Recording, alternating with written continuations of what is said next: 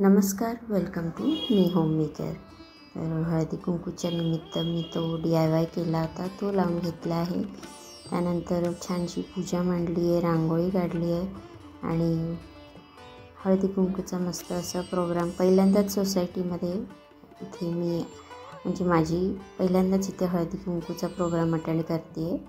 नवीन सोसायटीमध्ये आलो आहे तर आणि एका ताईने छान असं हळदी कुंकूबद्दल माहिती दिली। पण हळदी कुंकूला जमायचं कशासाठी? आपण तर घरात करतो, पूजा पाठ करतो, सगळ्यासाठी करतो। पण इथं जमायचं काय कारण?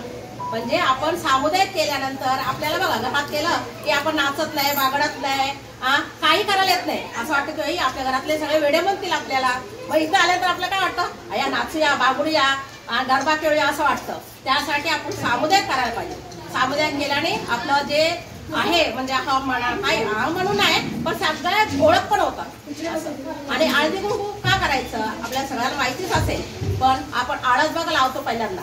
का म्हणजे पहिला कुंकू लावत नाही, हळद आपल्या मोठे लोक सांगतात हे पहिला हळद लावा, पण त्याचंही महत्व आहे। हळद म्हणजे जंतुनाशक आहे, म्हणजे काम क्रोध मद मस्तर ते आहे ना ते निघून जातं, म्हणून हळद लावायचं। कुठलंही आपल्याला बोटाला काय लागलं पहिलं काय करतो, हळद लावतो, त्यासाठी ते जंतुनाशक आहे। आणि कुंकू कुंकू बुद्धीची पूजन आहे, बुद्धीची पूजन आहे आणि ते लालच असते, लाल क्रांतीचं प्रतीक आहे, म्हणून आपण हळद आणि कुंकू लावायचं असतं। आणि वाहन बघा, वाहन आपण घेतो, वाहन घेतल्याने काय होते, काहीतरी दिलं आपल्याला असं म्हणून आपण त्या निमित्ताने जातो। आता तर जास्तच हे चाललंय, यांनी हे दिलं त्यांनी ते दिलं असं म्हणून चढावट चालली, पण पहिलं तसं नव्हतं। जेव्हा रामकालीन होतं ना तेव्हा पासूनच चालू आहे। जेव्हा सीतामाता हळदी कुंकू चालू केली, तसं काय केले म्हणजे त्यांना असं वाटलंय सगळे एकत्र आले, एक तर संसारामुळे कोणाला वेळ नसतो, त्याच्यामुळे त्यांनी पहिला सुरुवात केली आणि बोलले की ते ऋषी पत्न्यांना बोलवलं आणि हळदी कुंकू चालू केलं। म्हणजे त्या काळापासून ते चालू झालं आणि आतापर्यंत चालूच आहे आणि चालू राहणारच आहे। आणि तेव्हा त्यांनी चालू केल्यानंतर आपण अजून सुद्धा ते चालवायला लागलो, म्हणून आपण हे सामुदायिक करायला पाहिजे। घरात केल्यानंतर ते महत्व असतेच, पण सामुदायिक केल्याने जास्त महत्व असते। आणि त्यानंतर त्या सीतामाता कसं जंगलात असायच्या आणि तेव्हा नाही का जंगलात असं चालत चालत निघत होत्या, म्हणजे फिरत होत्या। फिरताना एक आपल्या वरवंट करणारे असतात ना ते फोडत होत्या।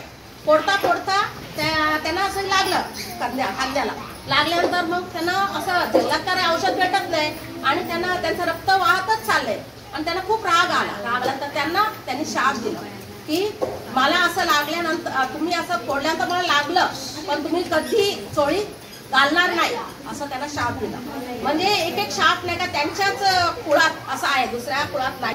आपण ते शापाचं पण महत्व समजून घ्यायला पाहिजे। बघा सगळेजण आपण हे विचार कुठं मिळालं म्हणजे परमपूज्य पांडुरंग शास्त्री आठवले म्हणजे स्वाध्याय, म्हणजे आपण म्हणतो सत्संगाला गेल्यानंतर आपल्याला हे विचार मिळतं। म्हणून सत्संगाला कुठलाही सत्संग तुम्ही धरा, पण सत्संगाला आल्या पाहिजे। आपण बघा घरात पूजा पाठ करतो, भागवत वाचतो, भगवद्गीता वाचतो, कुठलाही ग्रंथ वाचतो, पण ते आपल्या पुरतच असतं।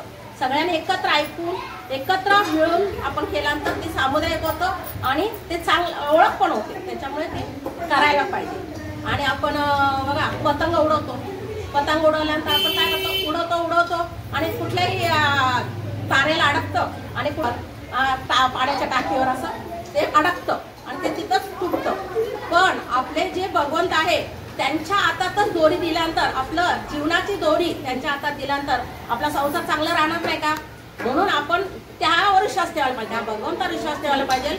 आणि या वसंत ऋतूमध्ये बघा तीळ, हरभरा, ऊस आणि बोर हे पिकतं, म्हणून या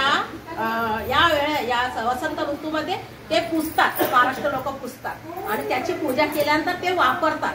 म्हणून आपण तीळ आणि गूळ आणि तूप हे वापरतो, ते पौष्टिक आहे। ते पौष्टिक यावेळेस खाल्ल्यानंतरच आपल्या आरोग्याला चांगलं असतं। बघा उन्हाळ्यात आपण खातो गुळ आणि तीळ खातो का? नाही खात, याच वेळेला खातो, याच वेळेला ते तिळगुळ देतो।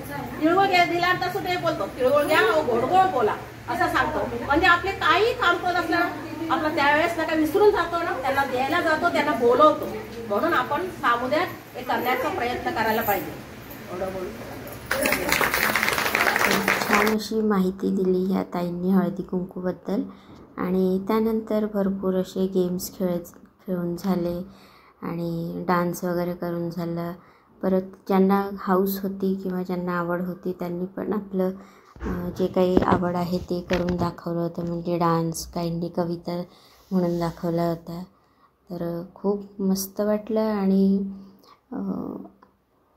या अशा प्रोग्राममुळेच आपली ओळख होते नवीन ठिकाणी. आणि आपल्याला जे काही म्हणजे बऱ्याचदा आपण म्हणजे मी अगोदर जिथे राहत होते तिथे हळदी कुंकूचा प्रोग्राम व्हायचा, पण ते घरातल्या घरात व्हायचं. असं ग्रुपमध्ये किंवा मोठ्या याच्यामध्ये होत नव्हतं, कारण तेवढी मोठी आमची सोसायटी नव्हती, ॲक्च्युली चाळ होती म्हणून. तर इथे आल्यानंतर हे सगळं असं खूप छान आणि भारी वाटतं आहे आणि खूप मजा करायला भेटली आहे. तर तुमच्या सोसायटीमध्ये काय केलं हळदी कुंकूनिमित्त ते मला कमेंटमध्ये सांगा. आणि शेवटी ज्यांनी डान्स केला नव्हता त्या सगळ्याजणी डान्स केले, त्यांनी सर्वांनी डान्स केलं आणि खूप एन्जॉय केलं. व्हिडिओ आवडल्यास लाईक, सबस्क्राईब आणि कमेंट करा. भेटूया पुढच्या ब्लॉगमध्ये लवकरच. तोपर्यंत धन्यवाद.